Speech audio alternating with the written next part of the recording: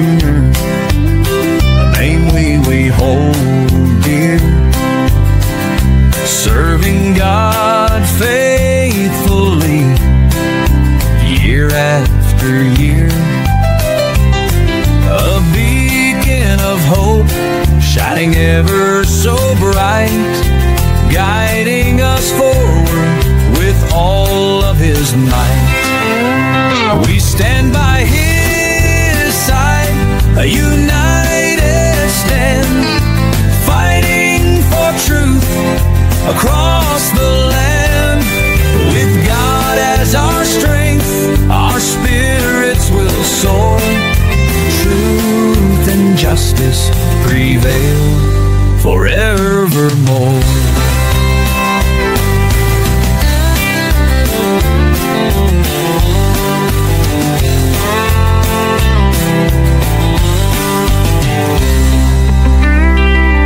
We stand by His side, a united stand, fighting for truth across the land.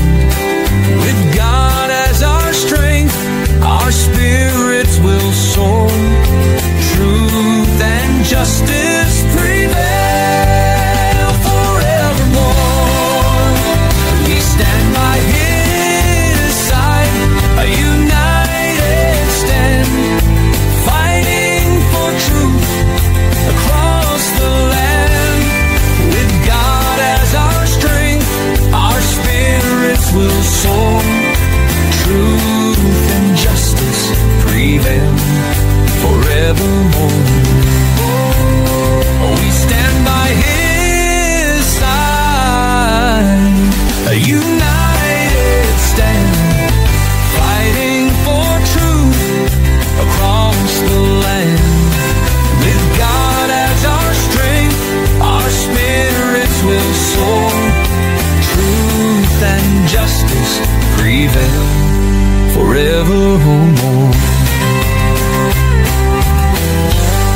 Forevermore.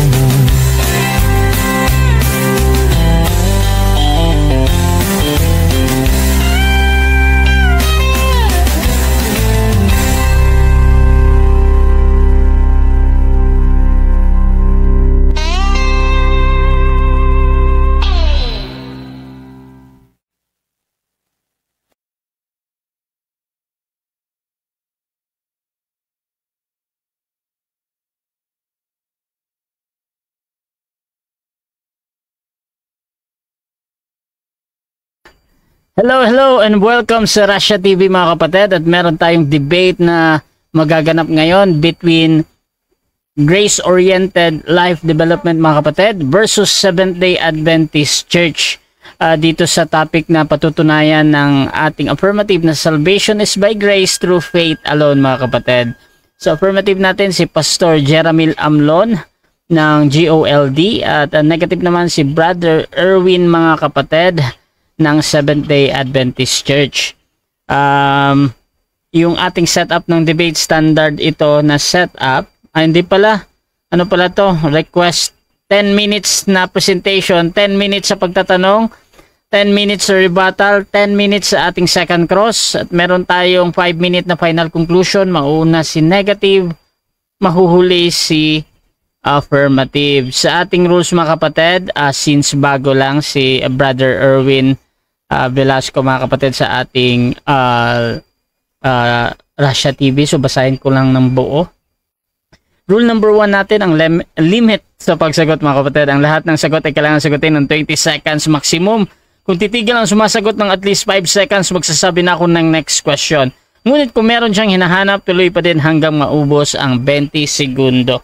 Rule number 2, kung close-ended ang question or categorical, kailangan sumagot sa pagpipilian muna bago magpaliwanag ng hindi lalampas ng 20 seconds. Ang unang lalabas mga kapatid sa inyong bibig ay ang categorical, at pwedeng sabihin ng moderator ang kanyang sagot to satisfy yung nagtatanong. Rule number 3 natin, yung 10 seconds explanation rule. Kung hindi niya sasagutin ang tanong or wala doon ang sagot niya sa pagpipilian, meron siyang pagkakataong magpaliwanag ng 10 segundo, at yan na yung pinakasagot niya sa tanong. Walang objection sa panahong ito. Rule number 4, sagutin ayon sa tanong. Sasagutin mga kapatid ang tanong na naaayon sa tanong. Kung ang tanong ay sino, naghahanap ito ng pangalan, at kung ang tanong naman ay saan mababasa. So we expect mga kapatid na magbibigay kayo ng talata. Ngunit ang sagot na wala ay tinatanggap pa din na valid answer. Rule number 5, limit sa first stand. Sa first stand, doon lang dapat magtanong sa inilatag na katunggali, at during first cross-examination, pag nabanggit ng sumasagot na hindi ko pa nilatag yan o mga ganitong kahulugan, ay automatic next question yan. At sa rebuttal, doon na pwedeng itanong ang lahat, either nilatag or hindi inilatag. Rule number 6, parusa sa 2 warning. Ang debater na makakatanggap ng 2 warning sa akin ay may disiplina yan. So, -1 minute sa time niya. Rule number 7, objection at clarification limit. Bawat senaryo ng objection, 1 beses lamang maring magpaliwanag. Isang objection lang at hindi susundan ng sunod-sunod na objection. At isang clarification lang then every question. At no objection during final conclusion. Rule number 8, no insult about physical appearance. Hindi pinapahintulutan ang pagbanggit o panlalait sa physical na anyo, gaya ng hugis ng katawan, kulay ng balat, at iba pa. Hindi rin pinapahintulutan ang mga pagmumura na alam natin mga kapatid. Ngunit ang mga salitang gaya ng demonyo, kulto, sinungaling, at iba pa ay maaaring gamitin. Rule number 10, no challenge question. Ito yung mga tanong na kung mabasa ko or paano kung mabasa ko, talo ka na. So sa mga ganyang tanong mga kapatid, hindi ko papahintulutang maitanong yan kahit pa sumang-ayon yung kabilang panig. Rule number 10, para sa sensitive question, hindi pinapahintulutan mga kapatid na magtanong ng personal at sensitive question, ngunit pwede ding tanggihan ng ating sumasagot. Rule number 11, disconnection time limit. Kapag na-disconnect ang isang debater at hindi siya nagre-respond, may maximum na 7 minutes para makabalik. Rule number 12, moderator special authority. Bilang moderator, may kapangyarihan ako magtakda ng bagong rules na hindi nakasaad sa mga nabanggit ko. Kung ito lang naman ay kinakailangan. Ang aking pasya ay laging final and executory.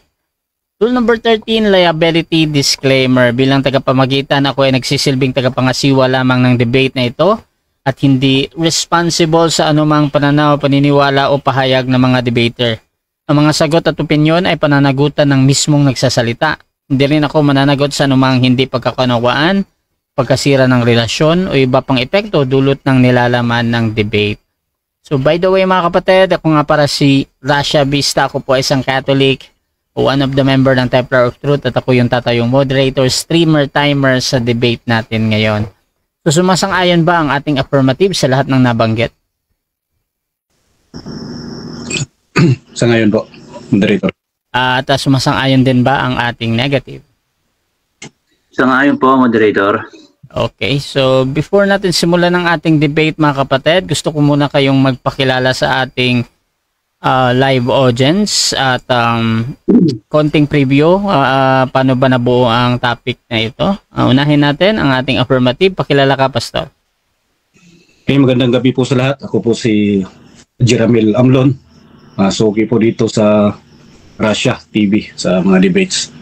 Actually, ako po yung hinahamon ng ating kausap na si Brother Erwin. At siyempre, hindi natin dinatanggihan yung mga ganitong topic kasi napaka-importante ito, lalo na't patungkol sa kaligtasan. So, yung topic namin is salvation is by grace through faith alone. So, ang kaligtasan raw ay sa biyaya, makakamtan sa pamamagitan ng pananampalataya lamang or alone. So, sana may makuha kayong aral at hoping na at dyan, makita nyo talaga na bakit faith alone at walang ambag or walang idagdag, bakit faith alone. So, mamaya ipapaliwanag natin para maintindihan nyo kung bakit ganito yung, bakit affirmative ako. Magandang gabi at maraming salamat. Okay, at syempre dako din tayo sa tututol naman. Pakilala ka, kapatid. Ayun, magandang umaga po. Magandang umaga. Magandang gabi sa inyong lahat. Ako po si Brother Erwin Biloso.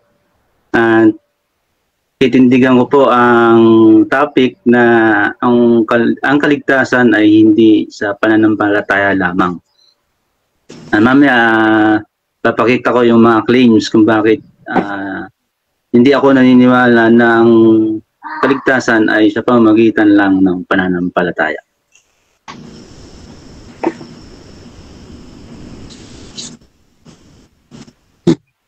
So simulan na natin ang ating debate mga kapatid, at kung gusto nyo yung mga ganitong content, please share yung ating live streaming ngayon, at mga kapatid, please like and share, mag-react kayo mga kapatid sa ating live, mag-comment kayo mga kapatid dahil mamaya babasahin ko kung ano yung sa tingin nyo yung pumapabor sa debate natin ngayon. So mga kapatid, simulan na natin, at ang topic ngayon again ay salvation is by grace through faith alone. Pastor Jeramel Amlon ng JOLD. Your time start now, Pastor. Okay, magandang gabi po sa lahat. Ako po ang affirmative sa paksa na salvation is by grace through faith alone. So, magandang paksa ito kasi sumisintro po ito sa topic patungkol sa kaligtasan. So, unang-una, intindihin muna natin yung paksa. Salvation is by grace, meaning yung kaligtasan ay dahil nga po sa biyaya. So, salvation, kaligtasan, soteria. So, ibig sabihin nun, dapat maintindihan po natin na yung kaligtasan, bakit tayo nagkaroon ng kaligtasan, saan tayo niligtas, di ba? Kailangan yun. Kasi kung hindi natin alam yung status natin noon, bakit tayo iniligtas, ay talagang hindi natin alam bakit through faith alone. So, at isa pa doon, napaka-importanting topic din po na malaman natin na ang kaligtasan is by grace. Kasi kapag hindi mo naintindihan yung grace, talagang malilito ka. Talagang dagdagan mo ng gawa. Kailangan iisipin mo talaga na may ambag ka sa kaligtasan doon sa iyong mga gawa kung hindi mo naintindihan yung grace. So, dito muna tayo sa pagkaalam kung ano pala yung estado ng tao noon nung hindi siya ligtas. Dito sa Ephesians chapter 2 verse 1 to 10, nakapaloob na po dito yung kaligtasan ng tao, yung history ng tao. Okay, titingnan ko muna itong aking notes kasi sandali lang.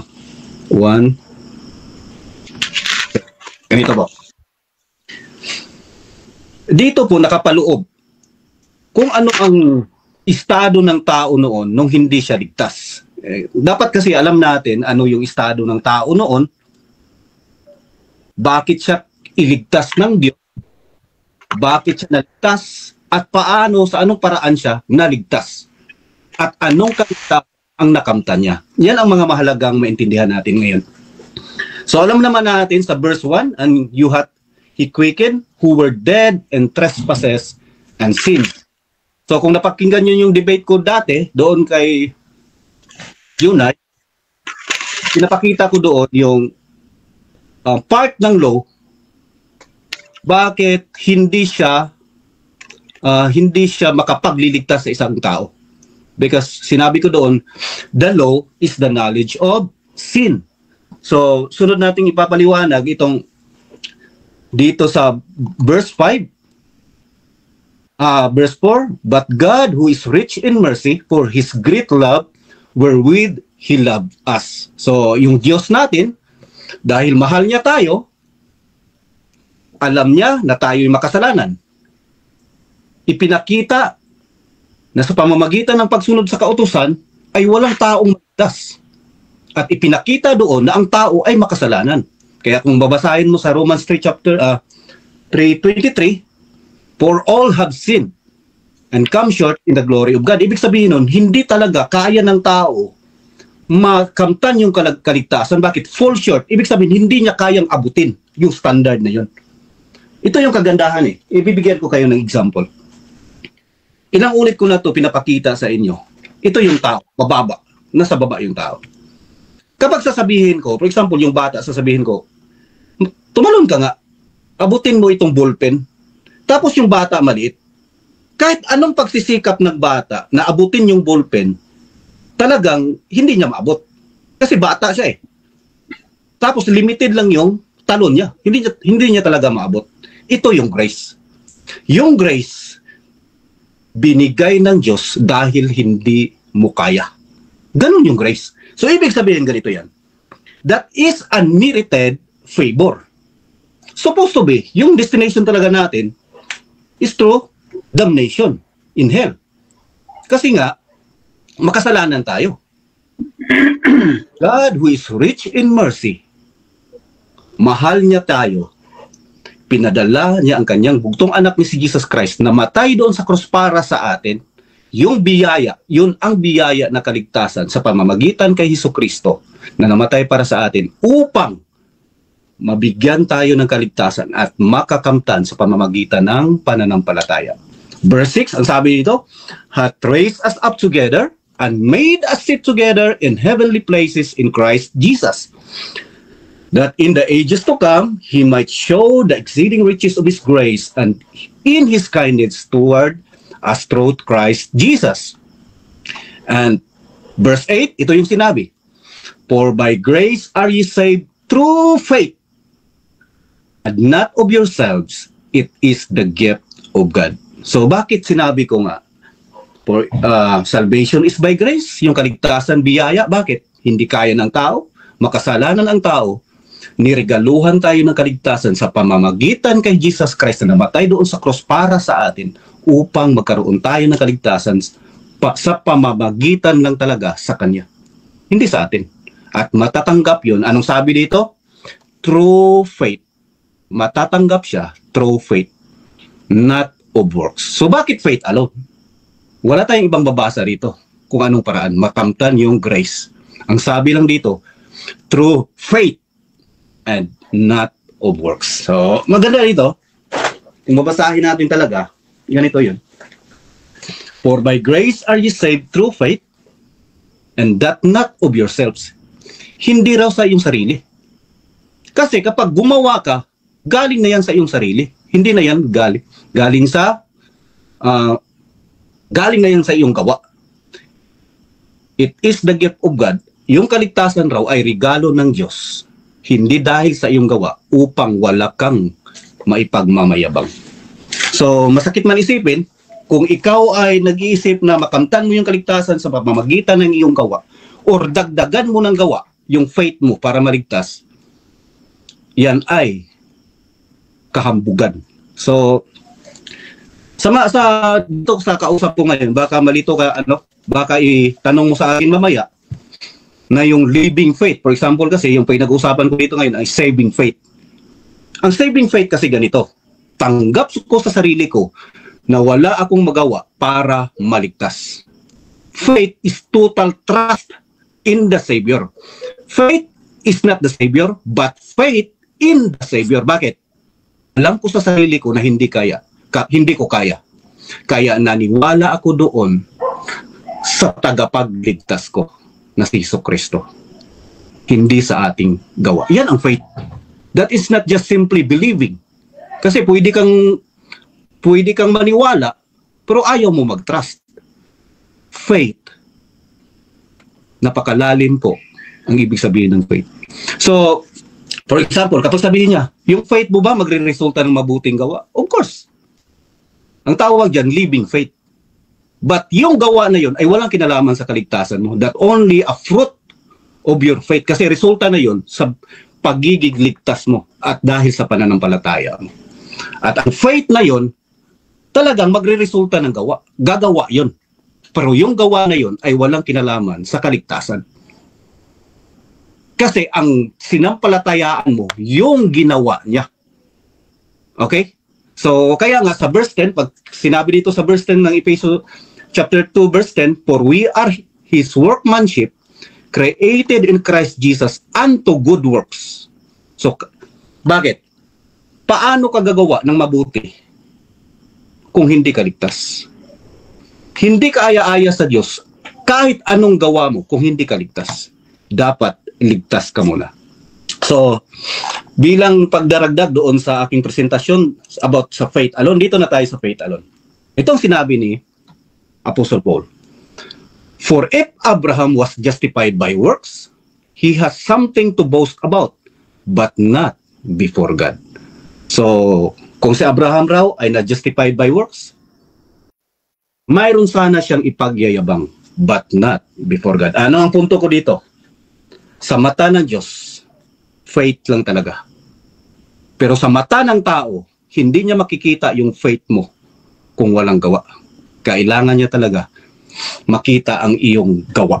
So, ganun lang. Ganun lang kasimple yung ating presentation. So, mamaya, dagdagan ko mamaya, ang patungkol sa buhay ni Abraham, kung paano siya naligtas, at paano siya inaring ganap, at paano siya naligtas nga doon sa nangyari sa kanya, doon sa Genesis chapter 15, nung sumampalataya siya, at doon sa pag-alay niya kay Isaac. Mamaya ipagpatuloy natin. Ready na ako, Bro Rasha, sa first cross-examination po. Okay, so dyan nagtatapos mga kapatid ang unang pahayag ng ating affirmative. Dako tayo sa 10 minutes na unang pagtatanong ng ating negative. Brother Erwin Veloso ng Seventh-day Adventist Church. Your time start now. 10 minutes. Okay, Pastor, sabi mo, yung Efeso 2:8 sa 9, sabi rito, sapagkat dahil sa kagandahan loob ng Diyos, kayo ay naligtas sa pamamagitan ng pananampalataya. At ito'y kaloob ng Diyos at hindi mula sa inyong sarili. Ang tanong ko rito, ano itong kaloob na hindi mula sa inyong sarili? Ito yung gift ng Diyos na kaligtasan na galing through Jesus Christ na namatay sa cross para sa atin. Ibig sabihin nun, no, yung kaligtasan. Yung kaligtasan. Okay. Yung grace, yung biyaya. Hindi yung galing sa ating sarili. Next question. Okay.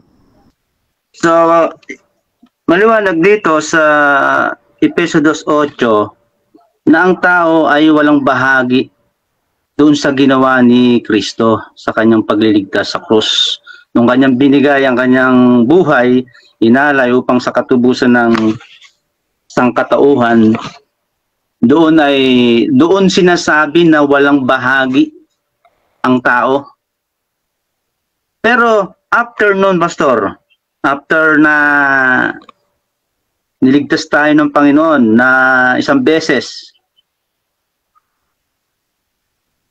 sabi dito, sa pamamagitan ng pananampalataya, makakamit ang kaligtasan na inaalok.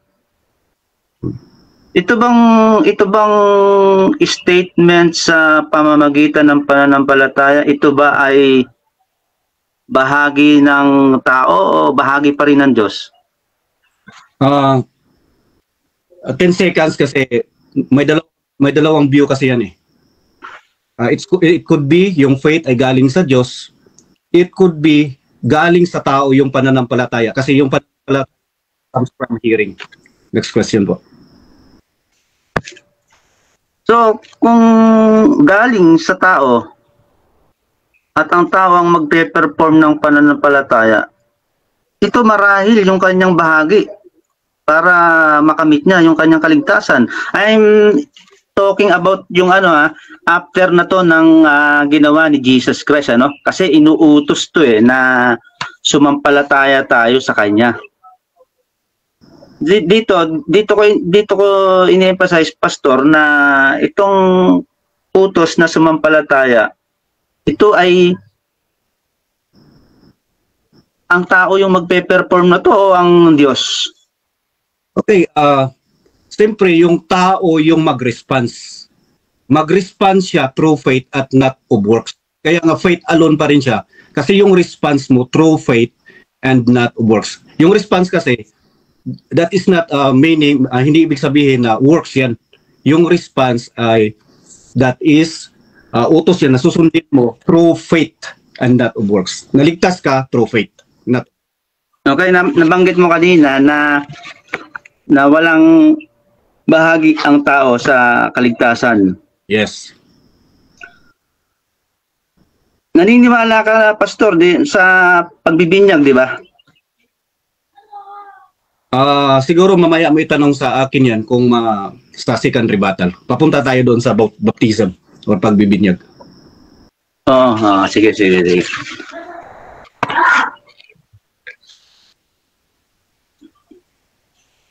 Sabi mo kanina, yung maniwala, pwede daw maniwala pero walang trust. Sabi mo kanina. Yes, pwede. For example, si Satanas, pwede siyang maniwala pero wala siyang trust doon na siya yung tagapagligtas. For example, naniwala ako kay Jose Rizal. Naniwala ako na hero siya. Pero hindi ko tinatrust doon yung sarili ko na siya yung tagapagligtas ko. Iba yung faith eh. Mas malalim yung meaning. Next question.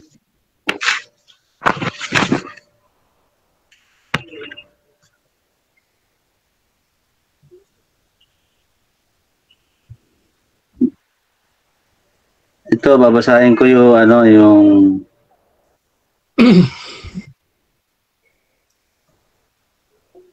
yung James 2:24, Pastor.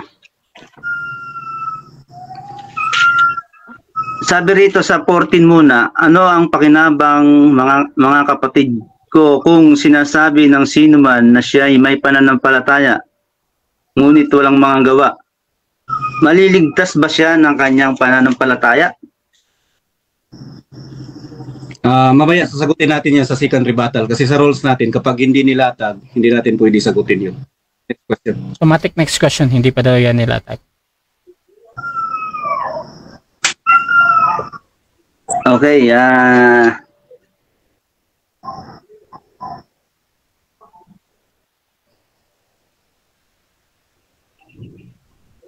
doon sa Efeso 2:8, gusto ko lang liwanagin, Pastor, na nagkasundo tayo doon na yung ginawa ng Kristo na magligtas sa sanlibutan sa pamamagitan ng pag-alay ng kanyang buhay. Dito walang bahagi yung tao sa ginawang ito. Pero after nito, ay kinakailangan sumampalataya ang tao. So, yun lang. So, sagutin ko, kaya nga wala talaga tayong ambag doon sa ginawa ni Jesus Christ, sa ginawa ng Diyos para sa atin. Inoffer niya ang kanyang anak para mamatay para sa atin, para magkaroon tayo ng kaligtasan. Yung sa atin, yung response natin is through faith and not of works. Kaya nga, ang paksa natin ay salvation by grace through faith alone. Kasi walang dagdag doon na gawa doon sa pananampalataya. Yun ang response natin. Faith lang talaga. Walang gawa.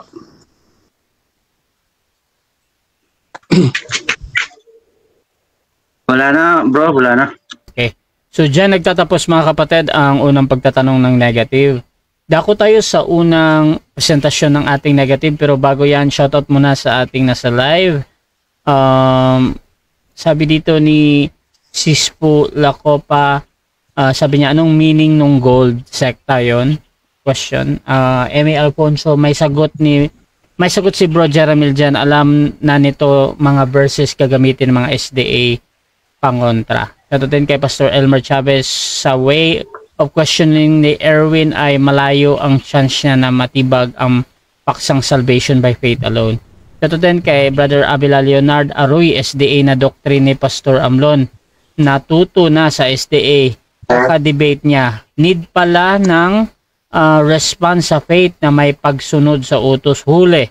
Shoutout kay Jeffrey Opong, Westlake, wala mang faith alone doon sa Efeso 2:8 verse 10. Diba bro Abila?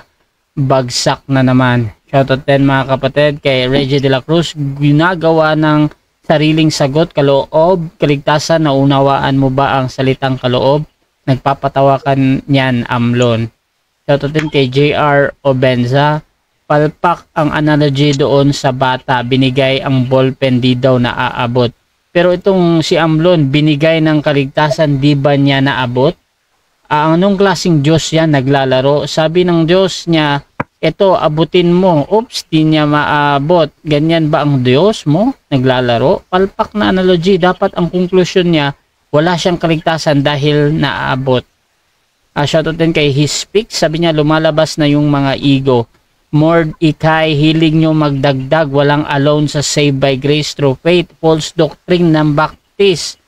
Shoutout din kay The Bread of Our Soul. Di nyo lang naunawaan ang Ephesians 2 verse 8. Inutil ka kasi, Amlon.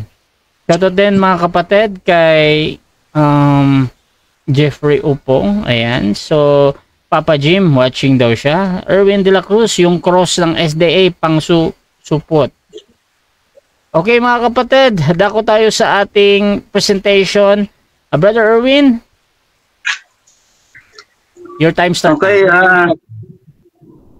liliwanagin ko lang yung topic ay salvation is by grace through faith alone. Pinatutunayan ng katunggali ko ng kaligtasan ay sa pamamagitan ng pananampalataya lamang. Ginamit niya ang Efeso 2:8-9 na dito ay talagang faith alone.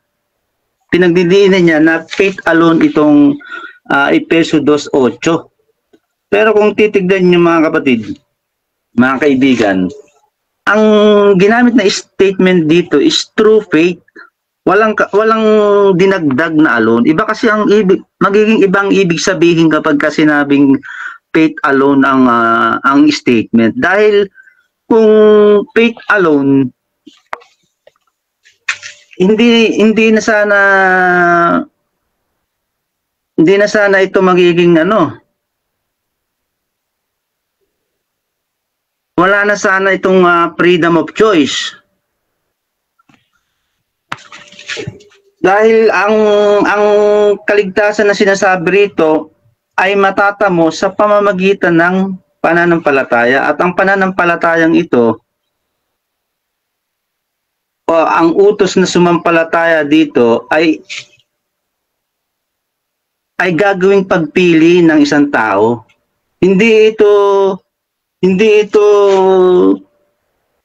automatic na nasa iyo, kundi ito ay didesisyonan mo kung ikaw ay sasampalataya o hindi. Kaya nga sabi sa John 3:16 kung ang sino man sumampalataya ay hindi mapapahama kundi magkakaroon ng buhay na walang hanggan.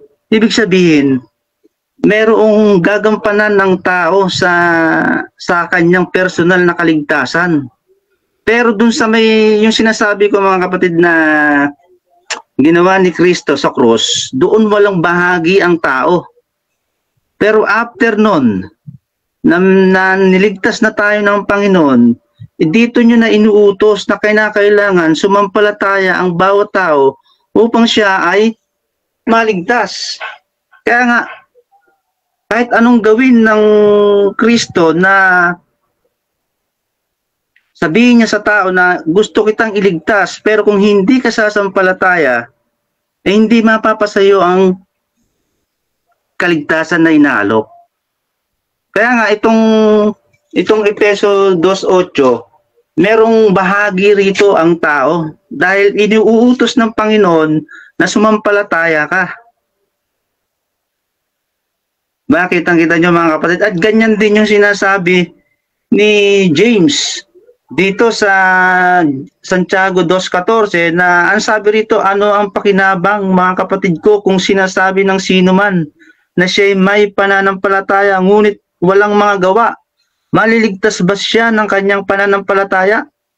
Sa 21 ang sabi niya, hindi ba ang ating amang si Abraham ay inaring ganap sa pamamagitan ng mga gawa ng kanyang inihandog si Isaac na kanyang anak sa ibabaw ng dambana?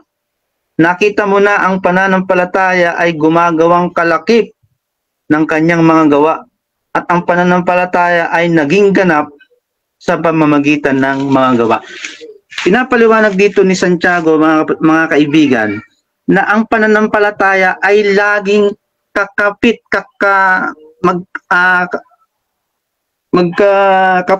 magkatali, hindi mapaghihiwalay ang pananampalataya at saka gawa. Kaya nga, hindi ako naniniwala na pananampalataya lang, Pastor. Dahil sinasabi rito, kinakailangan magre-respond ang tao. Saka sinasabi ng Panginoon, kung gusto nyo magkaroon ng buhay na walang hanggan, sundin nyo ang aking mga utos. Ibig sabihin, meron talagang gagampanan ng tao para makamit niya ang kanyang kaligtasan. Wala nang argumento dun sa sinasabi niya na niligtas tayo sa cross. Doon talaga wala tayong bahagi. Pero after nun, ay inuutusan tayong sumunod. At kung hindi tayo susunod, ano mangyayari? Ay kapahamakan po ang mangyayari.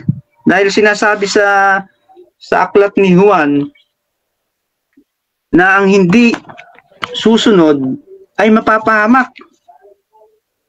Ano? Ibig sabihin may kaparusahan sa mga hindi susunod sa kanyang mga utos. Magkakaroon Sabi dito mga kapatid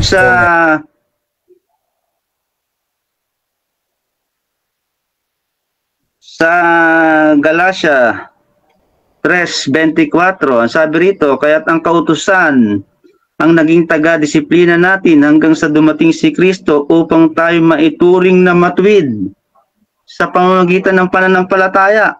Kita nyo mga kapatid, merong bahagi yung kautusan. Anong bahagi niya? Taga-disiplina. Upang tayo maituring na matuwid sa pamamagitan ng pananampalataya. Kaya nga yung pananampalataya, talagang laging may kalakip na gawa. Kapatid, hindi po pwedeng walang gawa yung sinasabing mananampalataya. Dahil sabi nga ni Pastor, po pwede kang manampalataya pero wala kang pagsunod, wala kang trust. Sa salita lang yun. Kasi ang tunay na nananampalataya ay sumusunod kay Kristo. Ilang oras pa ako, bro?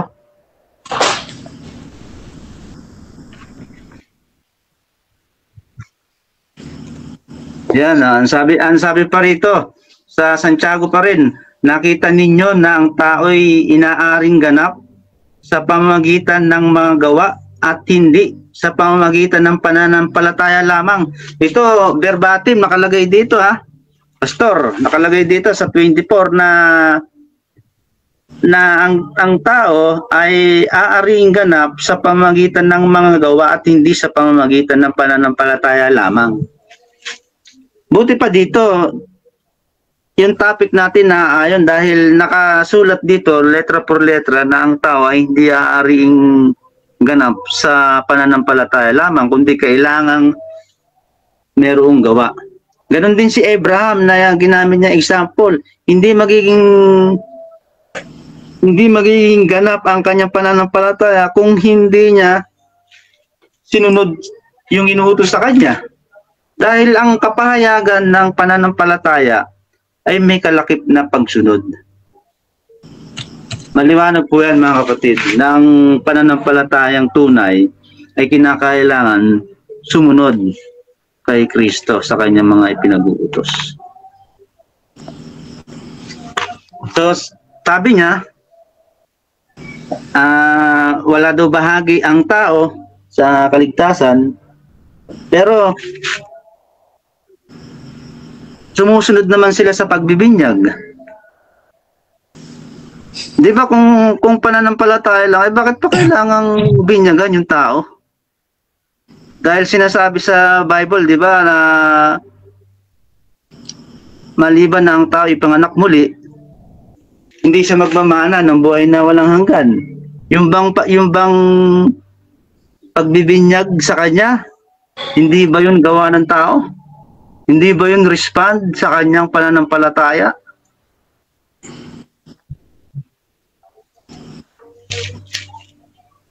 So,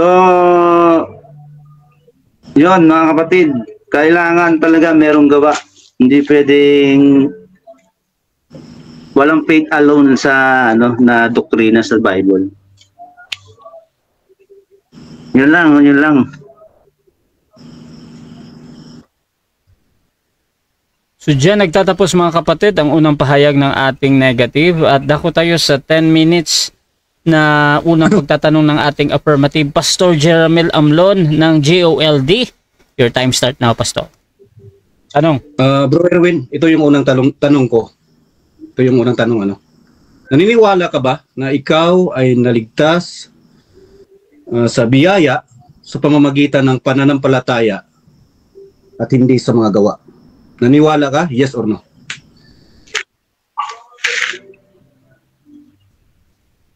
Hindi nga ako naniniwala kaya nga kailangan may gawa Okay, kasi sitas lang yung binasa ko.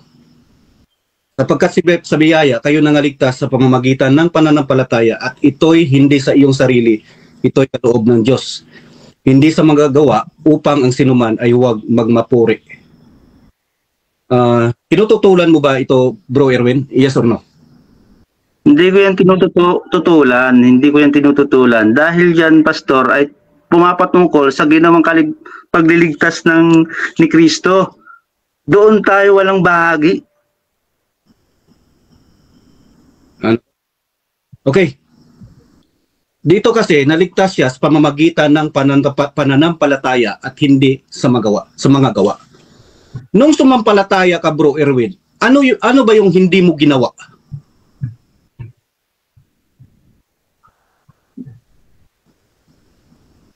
Pakiulit. Time stop. Okay. Ulit. Sabi dito sa Ephesians chapter 2, 8 and 9, sapagkat sa biyaya, kayo'y nangaligtas sa pamamagitan ng pananampalataya at ito'y hindi sa iyong sarili. Ito'y kaloob ng Diyos. Sabi dito, hindi sa mga gawa. So, nung sumampalataya ka, bro, ano dito, kasi sabi dito, hindi sa mga gawa ano yung hindi mo ginawa nung sumampalataya ka? Ano daw? Ano hindi ko ginawa? Yes, bro. Wala.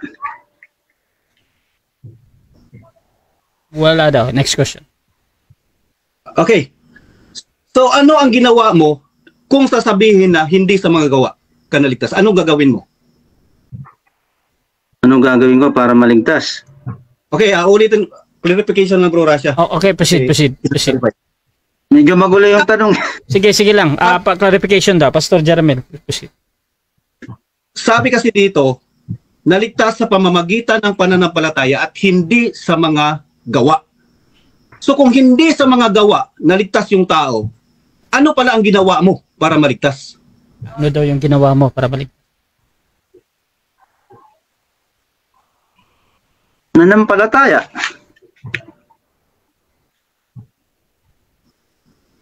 Next question. So, ayun. Okay. So, nanampalataya ka. At sabi dito, at hindi sa mga gawa. Ano ang hindi mo ginawa? Ano yung hindi ginawa? Ulitin ko yung sagot ko. Yung sinasabi diyan sa verse 9, Pastor, ay tumutungkol yan sa pagliligtas ni Kristo doon sa krus. Diyan tayo walang bahagi. Malinaw naman yan. Time stop po na. Unahin natin ang objection, Pastor. Ano ba yan? Paglilinaw o sagot na? Kasi iba yung paglilinaw ipasok niya doon sa objection kung nag-o-object siya. Para Okay. Yung nag-o-object lang si Pastor Jeramel doon sa word na paglilinaw, kasama ba yun yung sagot? Or talagang naglilinaw ka? Pastor, Brother Erwin, meron ka bang counter-objection or hahatol na ako? Matol ka na, brother. Okay, so sa akin kasi, once na hindi talaga tumatawag ng moderator, yung mga salitang yon ay kasama yon sa kanyang sagot, ha? So ganito, since naputol si Brother Erwin doon, again bro, ang tanong, ano daw yung hindi mo ginawa? Tama ba? Yes. Proceed, Brother Erwin, sa sagot.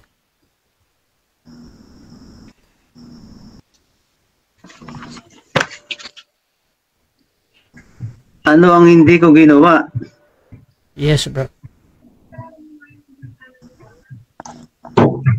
Wala nga Next question, wala. Okay. So, wala kang. So, ibig sabihin, naligtas ka sa pamamagitan ng pananampalataya at wala kang ginawa. Yes or no? Yes or no? Mali. Naligtas ako dahil sa ako'y nanampalataya. Ang liwanag naman sa pamamagitan ng pananampalataya. Itong sa pamamagitan ng pananampalataya, requirement to para maligtas ang tao. Next question. 20 seconds. Okay. Requirement na ikaw ay sumampalataya at hindi sa gawa. Yes or no? Yes or no? Gawa nga yun Yung pagsampalataya ay isang uri ng gawa. Okay. Utos kasi yan bro. Wait lang. Utos yan Yung sampalataya Sumampalataya kaya utos yan. Kaya gumagawa ang tao dyan. Okay. Paano ba ginagawa yung hindi sa gawa? Ano daw ginawa yung hindi sa gawa? Paano ginawang hindi sa gawa? Liwanagin mo yung tanong mo. Ha? Ang linaw ng... Okay. Paano yung sinasabi? Okay, ganito. I-clarification natin para hindi kayo nag-uusap. So, Okay. Bro Erwin, yung clarification mo, ano daw yung ganun, Brother Jeramil? Ginawa, hindi ginawa. Sabi ko sa verse, bro, Ephesians chapter 2, 8 and 9. Kasi, ang stand ko kasi, faith alone, sa pamamagitan lang ng pananampalataya at hindi sa gawa. At nakabase tayo sa verse. Kaya ang tanong ko kasi, naligtas ka sa pamamagitan ng pananampalataya. Ang sabi kasi dito sa Ephesians chapter 8 and 9, at hindi sa gawa. So kaya ang tanong ko, kasi naligtas ka doon sa sa pananampalataya at may ginawa. So ano pala yung ginawa mo kung hindi sa gawa? So ano daw yung ginawa mo? Oh. Bro Erwin, ano daw yung sa ginawa mo? Proceed, bro. Ito, misleading kasi, Pastor. Ito, ang sabi rito, sapagkat dahil sa kagandahang loob ng Diyos, kayo ay naligtas sa pamamagitan ng pananampalataya at ito'y kaloob ng Diyos, hindi mula sa inyong sarili at hindi mula sa inyong sarili. Sa verse 9, hindi ito bunga ng inyong mga gawa, kaya't walang maipagmamalaki ang Next sino man. question, 20 seconds. Next question. Okay.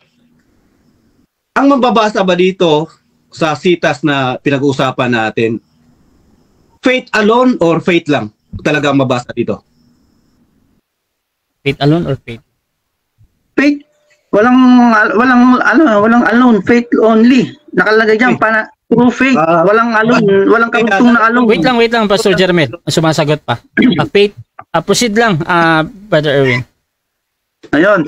Tanong niya kasi kung faith lang, nakalagay naman talaga dito, faith. Wala namang karugtong na alone Dinadagdagan mo lang, Pastor So, faith only. Next question. So, doon lang ako magtatanong, tama na yun. Okay. Okay na yun. Okay na yun. Okay. So diyan nagtatapos mga kapatid ang ating first stage ng ating debate. Dako tayo sa rebuttal. Pero bago yan, shoutout muna mga kapatid sa ating nasa live. Erwin De La Cruz, sabi niya, tinutulungan na ng moderator ang negative. Shoutout din kay Elmer Chavez, tapos na ang boxing, wala nga daw siyang ginawa. Shoutout din kay Jose Bayre, sa akin nyo iulot yang si Amlon. Shoutout din kay Rolly Mina, talo na naman si Osas Jaramil kasi babaero siya. Shoutout din kay Dante Limpag. Talaga si Erwin ang hina ng IQ. Shoutout din kay Pastor Elmer Chavez na nampalataya daw siya para maligtas at wala nga daw siyang ginawa. Therefore, butata na si Erwin. Shoutout din kay Eme Alfonso. Sa SDA yung pag-response mo na sumampalataya is an act. Unawa ko. Shoutout din kay Pastor Alexander Santos na loko na. At dito din kay Erwin De La Cruz, sabi niya, Ruben, bigyan mo nga ng energy drink yung kosa mo, Ruben. Shoutout din kay Dante Limpag, requirement pala ang pananampalataya at hindi sa gawa. Shoutout din mga kapatid dito kay Ruben Nankilada, talo na naman si Elmer Chavez dyan. At Pastor Iggy Boy Kilat, sabi niya, huli. At dito kay Hispeak, magulo daw yung tanong. So mga kapatid, tuloy-tuloy tayo dito. At again, ang topic natin ay patungkol dito sa salvation is by grace through faith alone. Pastor Jeramel Amlon, rebuttal 10 minutes. Your time start now. Okay, magandang gabi po sa lahat. Bro Erwin Doso, alam mo, debate ito. Dapat mabilis yung utak natin, mabilis tayo mag-tip, no? Kasi napaka-sensitive ng topic na ito. Mahirap talaga lusutan to, Bro Erwin. Kasi ang karugtong kasi ng sitas doon, ay yung words doon ay hindi sa gawa. So kapag sinabi kasi natin na naligtas tayo sa pamamagitan ng pananampalataya at hindi sa gawa. Kasi yung tutol ka kasi sa faith alone eh. Yung verse mismo ay faith alone yun. Ang thought ng verse ay faith alone. Alam mo, ang dami ko pa sanang itanong sa'yo eh. Pero tinigil ko na. Kasi alam mo, sa buhay pa lang ni Abraham, kung napunta tayo doon, tapos na naman ang boxing. So, narinig nyo naman ang sagot, ano? Na yung tanong ko, tricky yun. So, hindi mababasa ang faith alone. Ang mababasa lang talaga ay faith lang. So, ano ang sagot niya? Yes. Walang faith alone dyan. Ang mabasa lang talaga dyan ay faith only. Tama ako. Faith only. Kaya nga faith alone kasi faith only. Faith lang yung mababasa doon. Kaya nga sa Ephesians chapter 2, 8 and 9, andyan na yan eh. Kumplito na yung thought ng faith alone. Hindi mo talaga matutulan yan. Kapag sinabi kasi, for example, for by grace are ye saved through faith. Diba? It is the gift of God. Not of yourself. It is the gift of God. Not of works. So, ibig sabihin ganito. Ganito yan Bro Erwin. Kasi walang idadagdag doon sa faith. Kasi nga, not of works. Ano ba yung idadagdag mo na works? Not of works nga eh. Kaya faith alone yun. So, ganito yun. So, kaya, kanina, dapat masanay ka sa technical na debate. So, alam to ni Bro Ruben ng Kilada. Kasi kilala ako niyan eh. So, ito yan. Isipin mo, yung tanong ko, kahit 2 seconds, dapat mabilis yung utak mo. Kasi doon sa tanong ko, di ba, negative ka, na hindi faith alone, dapat may gagawin ka. Kasi kapag, yun ang ano eh, yun na, negative ka doon sa paksa eh, na dapat hindi lang faith alone, dapat may gawa rin. So kasi doon sa sitas, ganito yung sinabi, sa pamamagitan ng pananampalataya at hindi sa gawa. So ibig sabihin, nilito lang kita para mahuli kita kung gaano kabilis ka mag-isip. Kasi paano ka ba mananampalataya na hindi gumawa? Oh, mahirap yun. Kasi nga, dididiin ko sa'yo na talagang walang gawa para maligtas. Kasi kung mananampalataya ka, walang kinalaban talaga ang gawa. Kasi wala ka talagang gagawin. Faith lang. Kaya nga faith alone eh. So, ang problema sa'yo, hinuli kita eh. Faith alone ba ang mabasa dyan o faith lang? O, di, nahuli ka. Logic yan. Mag-ingat ka sa susunod. So, hindi ko naman sinabi na natalo ka or nanalo ako. Ang sa akin lang, para sa susunod mo na debate, mag-improve ka. Saka, para kumbaga ma-improve natin yung ating style sa debate. Ngayon, balik tayo sa pagtuturo. Ito lang naman talaga yung goal ko, na maturuan natin itong mga kaibigan nating SDA.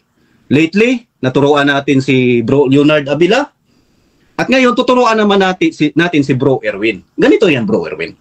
Pag sinabi kasing through faith and not of works, ibig sabihin nun, wala ka nang pwedeng idagdag na works doon sa faith.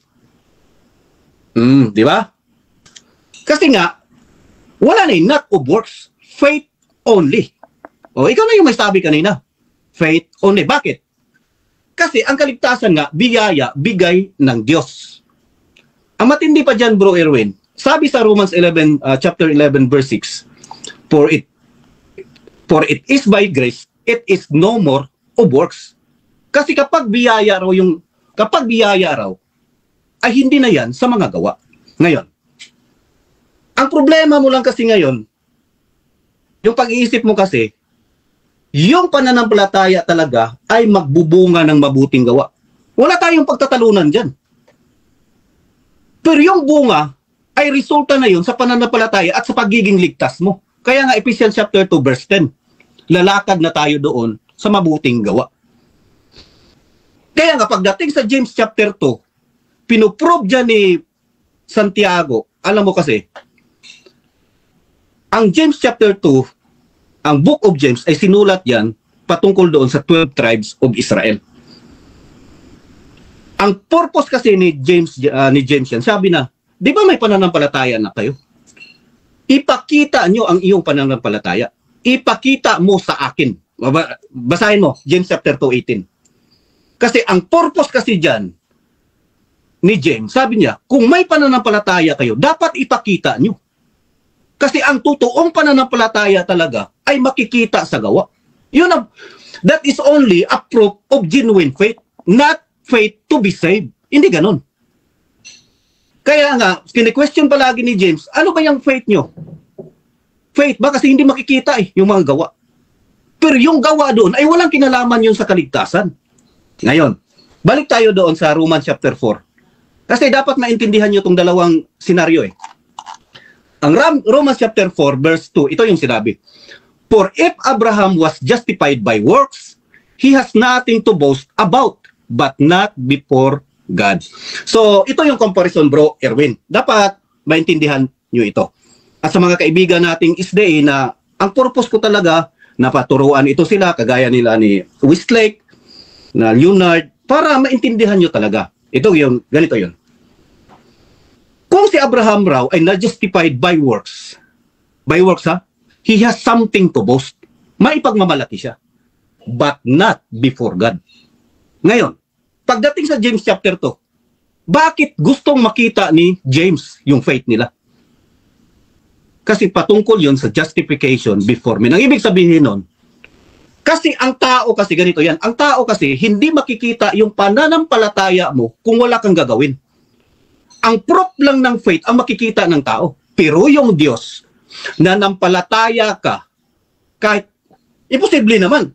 Ano ba, sa anong paraan ka ba manampalataya? Sa, kuan ba? Sa, automatic ba may gagawin ka? Hindi. That you are giving your trust to Him.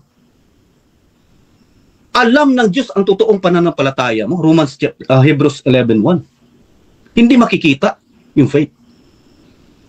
It is only the evidence. Yung faith lang talaga yung ebidensya of the things which are unseen, hindi nakikita. Yan, ang faith lang talaga yung evidence. At hindi nakikita yun. Dapat yun ang pag-aralan nyo. Ngayon, pagdating kay Abraham, alam nyo ba, bro Erwin?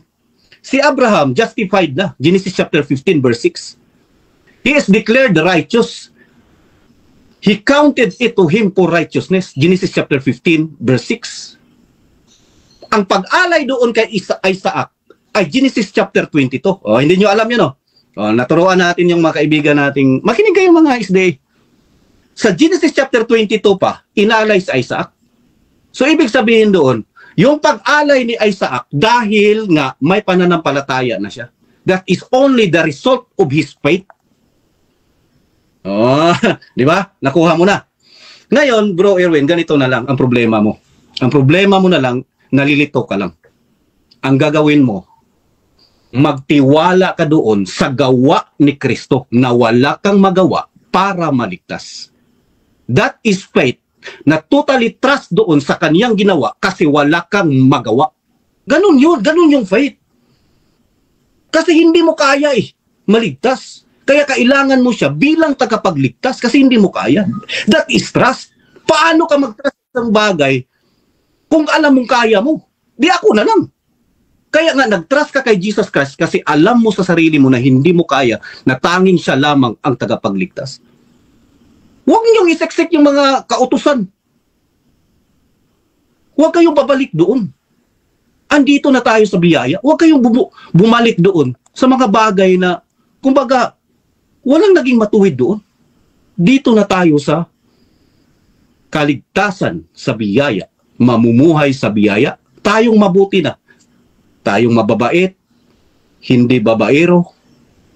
Hindi magnanakaw. Bakit? Andito na sa biyaya. Binago na ng buhay. Kung binago na yung buhay ko ng Diyos, binago na siya. At saka, yung mga isday, sana mabago na rin kayo. Kasi sumusunod pa rin kayo sa kautusan na hindi kayo pwede maging mabuti. Bakit? Ipinakilala doon sa inyo kung gaano kayo. at lalo pa kayong sumama. Nandito, lipat kayo sa grace.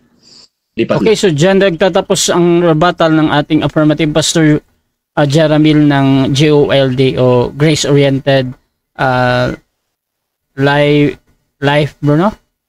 Ano? Grace Oriented Life Development. Life Development, ayan. So, dako tayo mga kapatid sa 10 minutes na pagtatanong. Brother Erwin Veloso ng Seventh-day Adventist Church, Second Cross. Your time start now.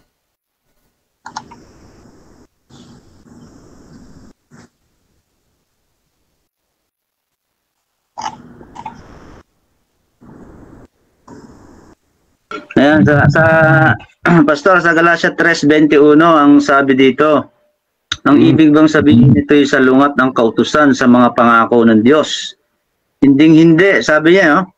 Kung ang kautusan ibinigay ay nakapagbibigay buhay, ang tao'y magiging matuwid sa paningin ng Diyos sa pamamagitan ng pagsunod niya sa kautusan. Ibig sabihin ba, mali si Pablo rito? Tama si Pablo, mali lang yung tawa mo. Basahin mo ang buong context. Lang na naging matuwid sa pagsunod. Basahin mo. At saka yung topic natin bro, faith alone. Kapag ituloy mo pa dyan, mag-object na ako kasi yung topic natin faith alone, hindi law. Pag-isipan mo yung pinag-uusapan natin. Huwag kang malito. Balik tayo sa faith alone. Next question.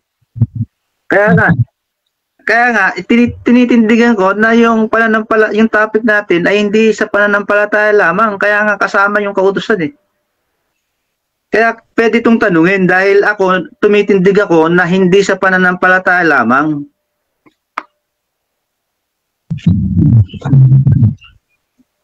Okay.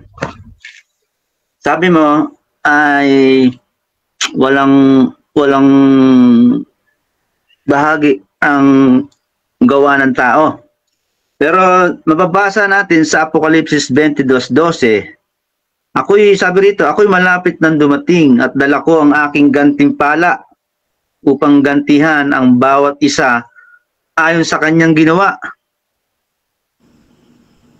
Ano, Pastor, ang sinasabi rito na gagantihan ang kanyang at ibibigay yung kanyang gantimpala sa mga tao? Ano yung basehan ng pagbibigay ng gantimpala rito? Of course, ba? Kasi gantimpala yung pinag-usapan dyan eh. Hindi gift. Kasi ang kalitasan kasi gift. Ang gantimpala, reward. I-connect mo yan bro sa 1 Corinthians chapter 5. Andun yung mga gawa ng tao na magkaroon ng gantimpala. So gantimpala, iba yung gantimpala sa kaligtasan. Next question. Sabi mo, iba yung gantimpala sa kaligtasan, tama? Yes, kasi malinaw sa Ephesians chapter 2, 8 and 9. Yung kaligtasan dyan ay gift. And sa Romans chapter 6, and the gift of God is eternal life. Yung gift ng Diyos ay eternal life. So, ayun na, nilatag ko na. So, alangan ano yung gantimpalang tinutukoy rito sa 22:12? Hindi ba ito kaligtasan? Sa Apokalipsis, tingnan mo na yung tanong bro, tapusin niyo muna. Moderator. Proceed lang sa buong tanong daw bro, Erwin. Ang tanong ko rito sa Apokalipsis 22:12, ano yung gantimpala rito? Kaligtasan ba o hindi? Hindi. Hindi gantimpala. Kasi nga ang kaligtasan so sabi nga sa Ephesians chapter 2, 8 and 9, yung kaligtasan ay regalo ng Diyos. Hindi siya iba yung reward. Medyo napuputol, moderator, hindi ko na kuha yung mga ganito bro, ulitin ko yung tanong, hindi ko na So, ang tinatanong ko rito, ito bang gantimpala rito sa 22:12 ay kaligtasan ba o hindi? Hindi nga. Hindi daw bro. Patungkol yan sa gawa ng tao na may reward. Iba yung reward bro sa gift. Kasi yung gift kasi, yung kaligtasan natin, akala ko naniniwala kasi Ephesians chapter 2, 8 and 9. Ang kaligtasan dyan ay biyaya, regalo ng Diyos. Hindi reward. Kasi kung reward yan, sabi sa Romans chapter 4, hindi may utang ang Diyos sa atin. Kung ganun. Next question. Sabi mo, magkaiba yung regalo sa reward. Yes, magkaiba yun. Kasi kapag reward bro, kailangan kitang turuan. Kasi yung reward bro, based yan sa performance mo, kung ano ang ginawa mo. Yung regalo kasi, regalo yun, libre. Bigay ko sa'yo. For example, regaluhan kita bro.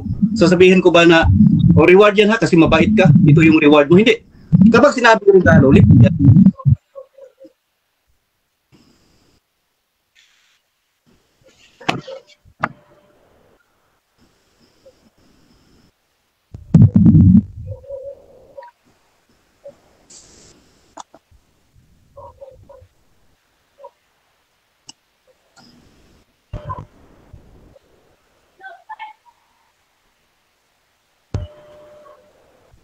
Bro Erwin?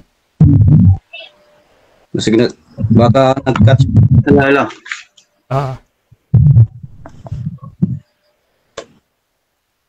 Kasi Okay na bro, okay na. Okay na, okay. So, dyan nagtatapos mga kapatid ang ating second cross ng negative sa affirmative. Dako tayo sa kanyang rebuttal, pero bago yan, shoutout muna sa ating nasa live. At nandyan si Elmer Chavez. Ang ginipala ay para sa mga ligtas, ang kaligtasan ay para sa mga hindi ligtas. Ang kaligtasan ay regalo. Palpak na naman ang unawa ng SDA itong dito. Bro, Erwin, nagpi-feedback kasi kami sa iyo bro. Pwede bang mag-out ka muna bro tapos tawagan kita ulit? Sige. Oo, nangyayari yan pag nag-mute saka on. Sige. Ito po natin. Ayan. So, shoutout muna mga kapatid sa ating nasa live kay Alexander Santos. Sumuko ka na, Ruben. Mag-farm business na lang tayo. Shoutout din kay Iggy Boy, Kilat. Hindi kasi nila alam kaibahan ng reward at regalo. Pastor Elmer Chavez ng Baptist, ang gantimpala ay para sa mga ligtas. Ang kaligtasan ay para sa mga hindi ligtas. Ang kaligtasan ay regalo. Palpak na naman ang unawa ng SDA. Litong-lito. Shoutout din kay Abela Leonard. Iba daw yung gantimpala na kaligtasan sa gift na eternal life. Aroy! Mahalata na sablay na naman ang unawa ni Pastor Amlon sa talata. Ha. Shoutout din mga kapatid kay Erwin de la Cruz. Sabi niya, ituloy mo sa verse 25. Wala na tayo sa ilalim ng tagapagturo. Shoutout din kay He Speak. Sabi niya, may matutunan na naman yung mga SDA dito. The Bread of Our Soul. Sabi niya, ano ba yung reward? Pahero? Shoutout din mga kapatid kay Abela Leonard. Sabat po ang hate po nila sa 10 utos ng Diyos. Pero yung siyam, sinusunod naman lahat.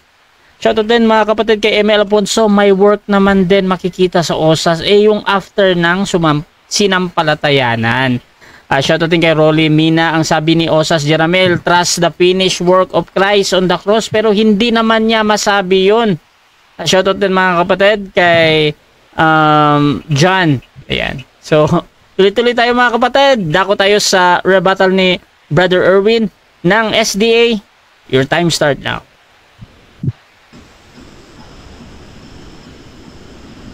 Hello. Okay na. Ang sakit taglit. Wala. Ayan. Sinasabi, ibabalik ko rito sa sa Efeso 2:8. Inuulit ko rito na yung verse 9 na sinasabi rito na hindi ito bunga ng inyong mga gawa, kaya't walang may pagmamalaki ang sino man. Itong statement na to, tumutukoy ito sa pagliligtas ng Panginoon sa cross. Ito ay hindi ang sinasabi ko kasi dito na may bahagi yung tao dito pagka sinunod natin yung utos ng sumampalataya, kasi inuutos tayong sumampalataya Basahin mo sa mga gawa 16:30-31. Sabi rito, ano ang gagawin ko para magmana ng buhay na wala hanggan? Dito pa lang meron nang gagawin pastor. May gagawin daw sabi dito. At sila inilabas at sinabi, mga Ginoo, ano ang kinakailangan kong gawin upang maligtas? Ito, nagtatanong yung nagtatanong At kanilang sinabi, manampalataya ka sa Panginoon, Jesus, at maliligtas ka, ikaw at ang inyong sambahayan. Kaya dito mga kapatid, merong gagawin yung tao para maligtas.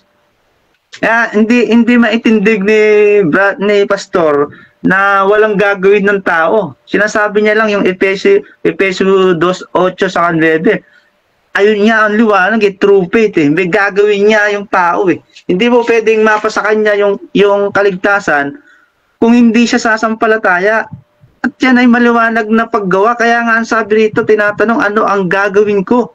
Tinatanong niya yung Panginoon, ano ang gagawin ko? Yan ba'y hindi maliwanag? Yan ba'y malabo sa'yo, Pastor, na merong talagang gagawin ng tao para siya ay magkamit ng buhay na walang hanggan? Sinagot siya ng Panginoon, ang liwanag. At kanilang sinabi, manampalataya ka sa Panginoong Jesus at maliligtas ka, ikaw at ang iyong sambayan. Ang tanong na lang dito, Pastor, itong inuutos na pananampalataya, ito ba'y galing sa Diyos o sa tao mismo? Siyempre, naniniwala ako na sa tao to. Kasi bakit niya pa iuutos kung galing din sa kanya yan? Na sumampalataya ka. Pangalawa, kung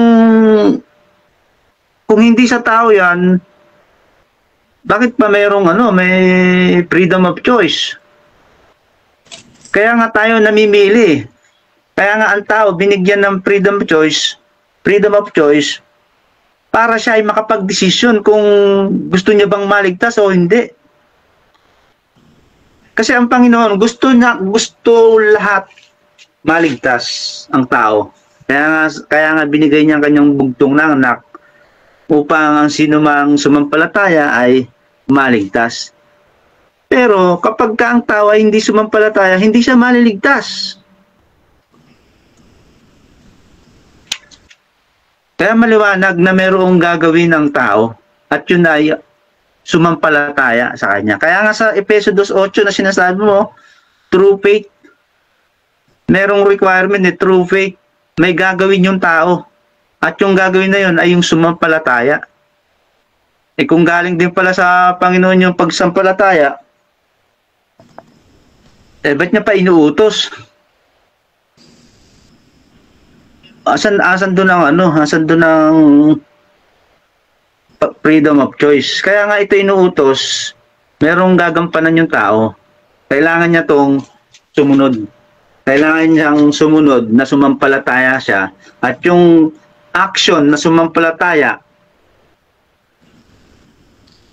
ay galing yan sa tao. Hindi po pwedeng galing pa rin sa Diyos. Dahil kung galing sa Kanya, hindi na yan iuutos.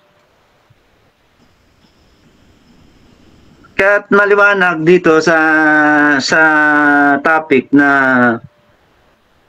ang kaligtasan ay hindi lamang sa pamamagitan ng pananampalataya. Merong kasamang gawa. Hindi hindi makakatayo yung faith alone eh. Dahil kailangan may kalakip na gawa ang pagsampalataya. Dahil hindi mo pwedeng sabihin na nananampalataya ka, ikaw na rin nagsabi na manampalataya pero hindi ka naman sumusunod. Ano yun? Walang ganun. Hindi pwedeng sinasabi mo na sumasampalataya ka pero hindi ka naman sumusunod.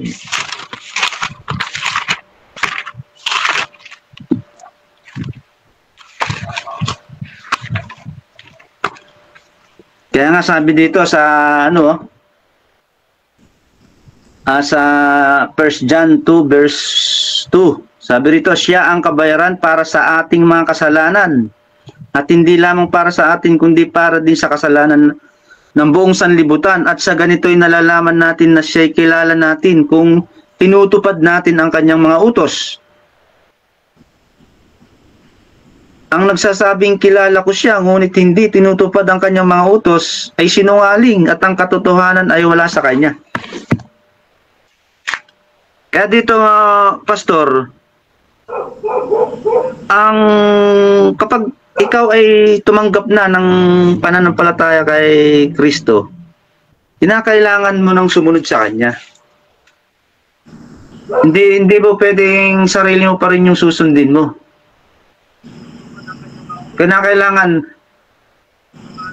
kung ano yung nilakaran ng Panginoon, ay yun din ang lalakaran mo. Kaya nga sabi dito, sa verse 6, ang nagsasabing siya ay nananatili sa Kanya, ay nararapat din lumakad kagaya ng kanyang paglakad.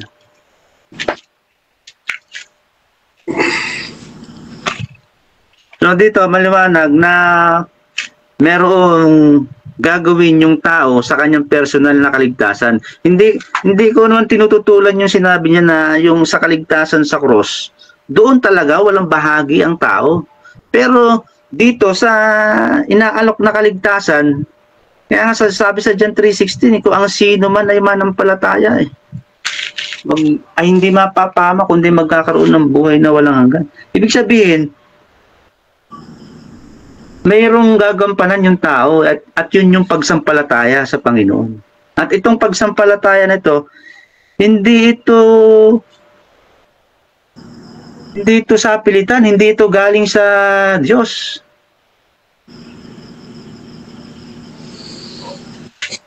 Dahil iniutos nga niya sa atin Kung inutos niya, di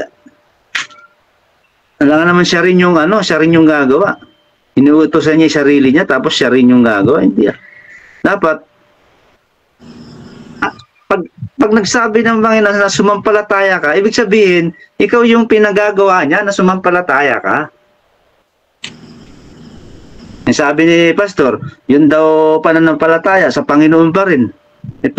Ang Panginoon bang sinasabihan na manampalataya rito para maligtas? Ano yun? Ililigtas niya ba yung sarili niya? Hindi po pwede yun. Sa tao niya yung sinasabi. Kaya yung true faith dito sa Efeso 2:8, ito ay bahagi ng tao, respondo ng tao. Dahil yan ay inuutos, maliwanag yan na inuutos na sumampalataya ka para ikaw ay maligtas.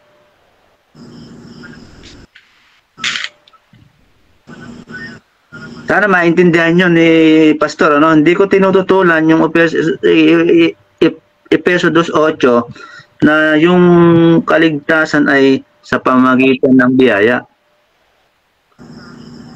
Dahil yung sinasabi doon na hindi ito bunga ng inyong mga gawa, iyan ay pumapatungkol sa ginawang pagliligtas ng Panginoon.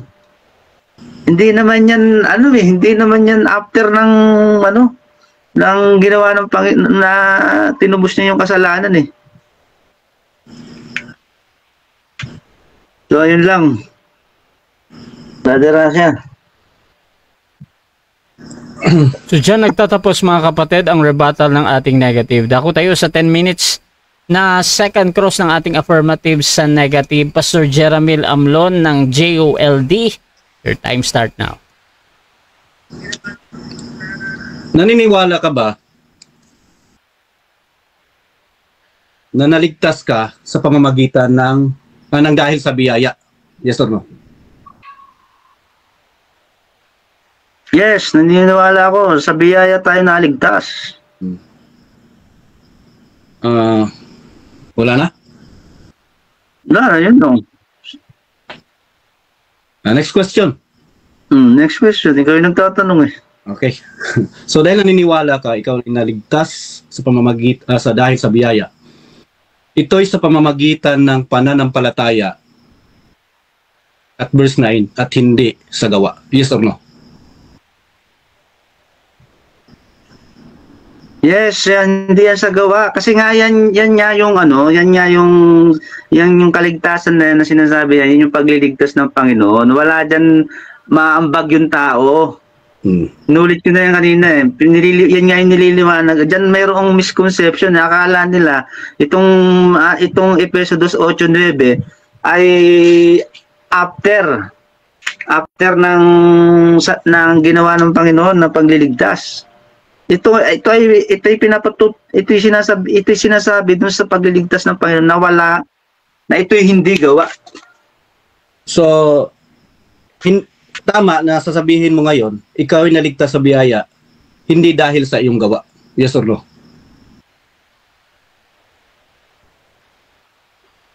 Yes, sa biyaya ako naligtas. Okay, dahil ang sagot mo ay yes at hindi sa gawa, so tama na sa pamamagitan ng pananampalataya at hindi sa gawa. Yes or no?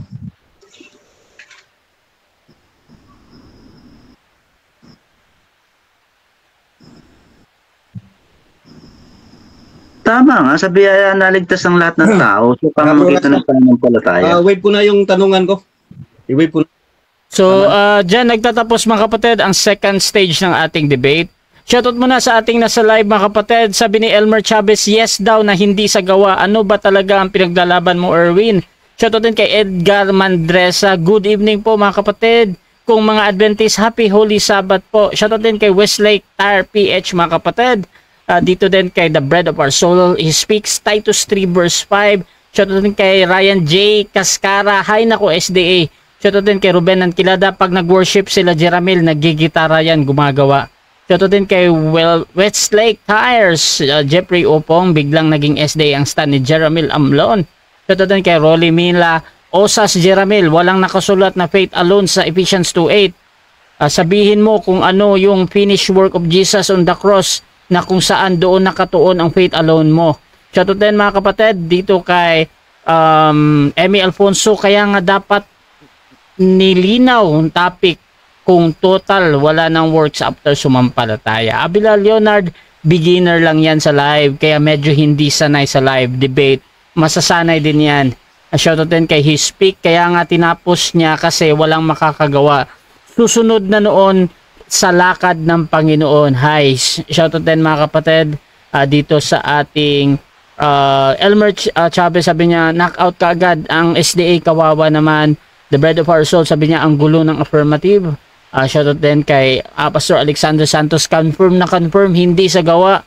At Edgar Mandresa, good evening po mga kapatid. So tuloy-tuloy tayo dito at dako tayo sa final conclusion. Bilang negatibo na salvation is by grace through faith alone. Brother Erwin ng SDA, 5 minutes. Your time start now. Ayan, inuulit ko po mga kaibigan, yung Efeso 2:8, wala talagang ang pinatutungkulan dito na walang bahagi ang tao sa kaligtasan ay yung sa ginawa ng Panginoon na pagliligtas. Doon talaga yung walang maliwanag na walang bahagi doon. Dahil dugo ni Kristo ang nakapagliligtas. Pero after na tinubos na tayo sa kasalanan, merong ipinapagawa ang Panginoon, sumampalataya ka. Kaya nga ang requirement dito sa Efeso 2:8, through faith. Matatamo mo yung biyaya na inaalok ng Panginoon is through faith. Yung bang salitang true faith, hindi ba gawa ng tao yan? Kaya nga inuutos sumampalataya ka. Gawa yan ng tao. Sa tao yan, sa tao. Dahil kasi may freedom of choice ang tao. Pwede siyang hindi sumampalataya, pwede rin hindi siya sumampalataya at pwede rin sumampalataya. Nasa kanya na kung anong pipiliin niya. Kaya nga yan ay requirement through faith. Yun din yung tema ng John 3:16, mga kaibigan, na kung ang sino man ay sumampalataya, hindi mapapahama, kundi magkakaroon ng buhay ng walang hanggan. Ibig sabihin, merong gagampanan yung tao para matamo niya yung kanyang kaligtasan. At yun ay sa pamamagitan ng pagsunod sa utos na ikaw ay sumampalataya. At maliwanag naman doon sa mga gawa, 16:30-31, ang sabi diyan, nagtatanong yung isang tao kung paano daw siya magkakaroon ng buhay na walang hanggan, ano daw yung kanyang gagawin. May gagawin pala Sinasabi niya, wala daw gagawin. Ang sabi dito, at sila'y inilabas at sinabi, mga Ginoo, ano ang kinakailangan kong gawin upang maligtas? At kanilang sinabi, manampalataya ka sa Panginoong Hesus at maliligtas ka, ikaw at ang inyong sabayan. Dito mga kapatid, talagang mayroong gagampanan yung tao. Yun ay ang pagsampalataya. At yung pagsampalataya na yun ay gawa yun ng tao at hindi sa Diyos. Dahil inuutos ng Diyos sa tao yun at hindi sa kanya. Kaya nga hindi sa Diyos yun eh. Dahil inuutos niya sa tao. So yun lang mga kapatid. Mga kaibigan, na hindi napatunayan na faith alone. Hindi niya napatunayan na hindi kailangan ng gawa para magtamo ng buhay ng walang hanggan. So dito sa mga nilatag ko sa James, ay maliwanag dito na sinasabi na nakita ninyo na ang tao ay inaaring ganap sa pamamagitan ng mga gawa at hindi sa pamamagitan ng pananampalataya lamang.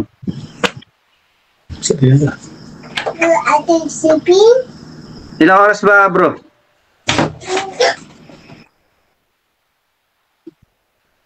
One minute, 36 seconds. Ayun. Sige, okay na yan. So dyan nagtatapos mga kapatid ang final conclusion ng ating negative at dako tayo sa final conclusion din ng ating affirmative. Sa kanyang pinatutunayan mga kapatid na salvation is by grace through faith alone. Pastor Jeremy Amlon ng GOLD, your time start now. Okay, magandang gabi po mga kaibigan. So, sabi ko nga sa inyo, kung makipag-debate kayo, paghandaan nyo, tapos dapat may energy. Nakakaantok, inaantok ako eh. So, mga kapatid, finish kaninang sa first sa cross examination ko kanina, sinabi niya pinapili ko siya eh. Ano ba ang mababasa diyan? Faith alone o faith lang? Kasi tama naman talaga siya. Na ang mabasa doon ay faith lang talaga. Hindi faith alone, faith lang. Na trick Kasi tama naman. Kasi ang salvation by grace, ang mababasa lang talaga doon para makamtan yung kaligtasan na biyaya ay faith lang. Wala na faith alone, pero faith lang ang nandun.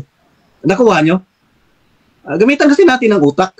Kaya ganito, lilinawin natin. Kasi nalilito kasi kayo sa sa aral patungkol sa faith alone. Ganito yan. Sa pagtanggap ng kaligtasan, ang response natin doon ay faith. True faith. Walang gawa, hindi sa gawa. Wala tayong ginawa. Faith lang. Kaya nga, faith alone. Tapos, nung naligtas na tayo, ibang usapan na yun. Dito litong yung mga SDA. Kasi, yung result na faith mo, yung gumagawa ka na, kasi nga, ligtas ka na. Wala na yung kinalaman para maligtas ka. Sa pagkamit ng kaligtasan, faith lang, faith alone. Kasi nga, hindi sa ating gawa. Ligtas ka na, gumagawa ka na, kasi ligtas ka na. Ephesians 2:10. Ay, ano naman ang logic nyo? Ang hina ng logic, napakalayo. Kaya nga, faith alone yung kaligtasan, kasi nga, true faith lang. Faith alone. Lang eh. Nag-iisa. Kapag sinabing wala ng iba, for example, I am alone here. Tapos tatanungin mo, sinong kasama mo? Alone nga eh. Ako lang isa. True faith lang yung pagtanggap sa kaligtasan. Matapos ka maligtas, yung gawa na yun ay resulta na yun sa buhay ng isang ligtas. Hindi, di ba? Utak yung gamitin natin mga kapatid. Yan ang problema sa inyo. Simple analyzation. Hindi nyo alam. O sino magpa-Bible study sa akin dito? Ipa-only question ko pa. Mga SDA. So, willing po ako mag-Bible study. Tapos magtanong kayo sa faith alone. Hanggang saan ba yung alam nyo sa faith alone? So, hinahamon ko dito yung mga galing nyo, si Amican, yung mga ganun. Sila Thompson. Kapag may maghamon pa sa akin dito na kagaya ni Erwin Biloso, bahala na kayo. Kahit patayin nyo pa ako, ayaw kong lumaban dito sa susunod. So, hindi bagay sa inyo ang ganitong mga debate. Pasensya na kayo kung medyo disappointed ako eh. Talagang disappointed ako. Kasi ako, every debate, pinaghahandaan ko yan. Tapos ganitong debate lang ang mangyayari. So, sana sa susunod, pag-aralan nyo yung titindigan nyo. So, kapatid, we are saved by grace through faith. Kasi, sumampalataya tayo doon sa ginawa niya para tayo ay maligtas. Yung response natin doon sa binigay ng Diyos ay through faith and not of works. Kaya, faith alone.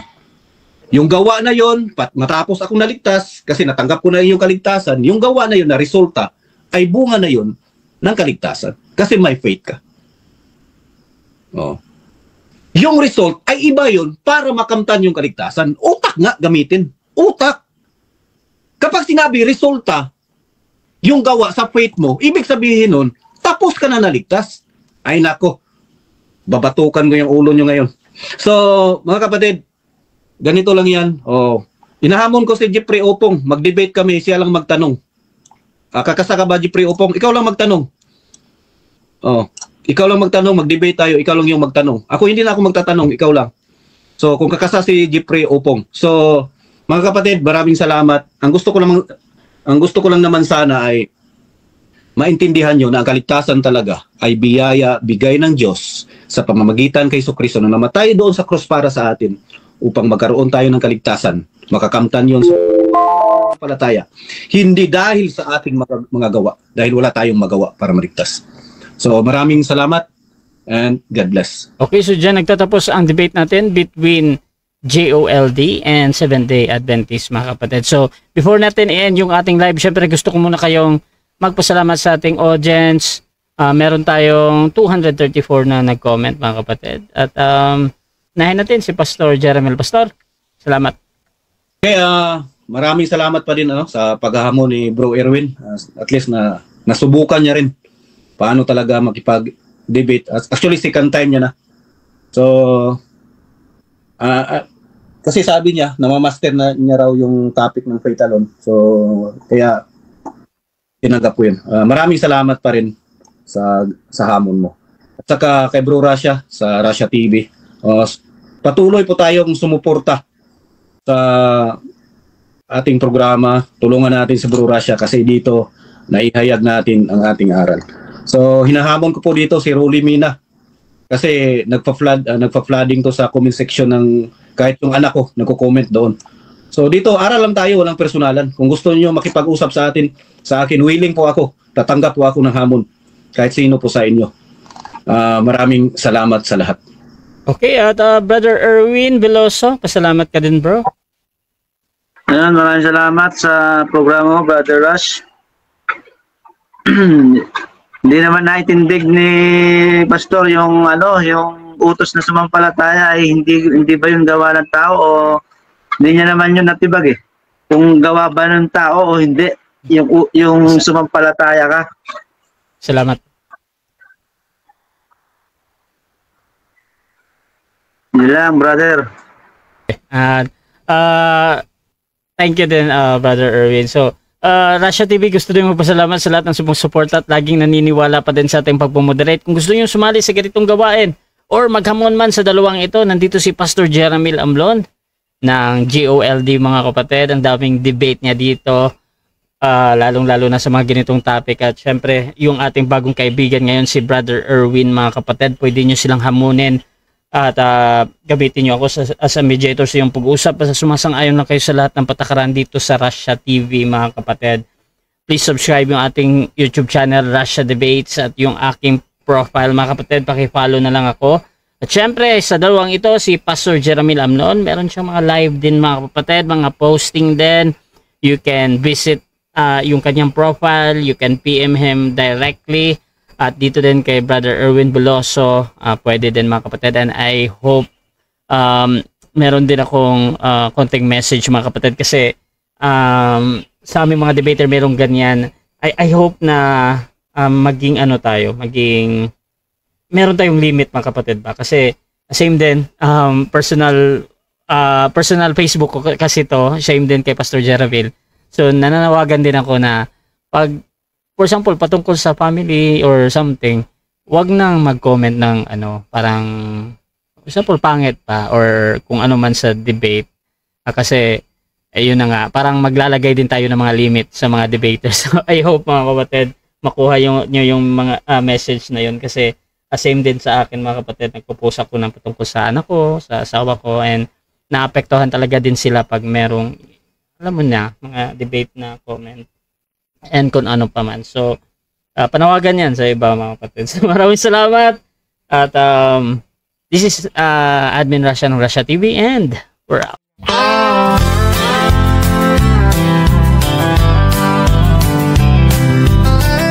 Fernando Beza Camacho Jr., a name we hold dear, serving God faithfully year after year, a beacon of hope shining ever so bright, guiding us forward with all of his might.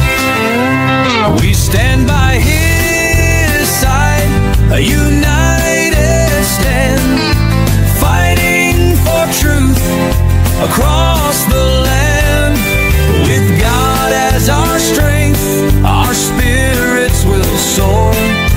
Truth and justice prevail forevermore.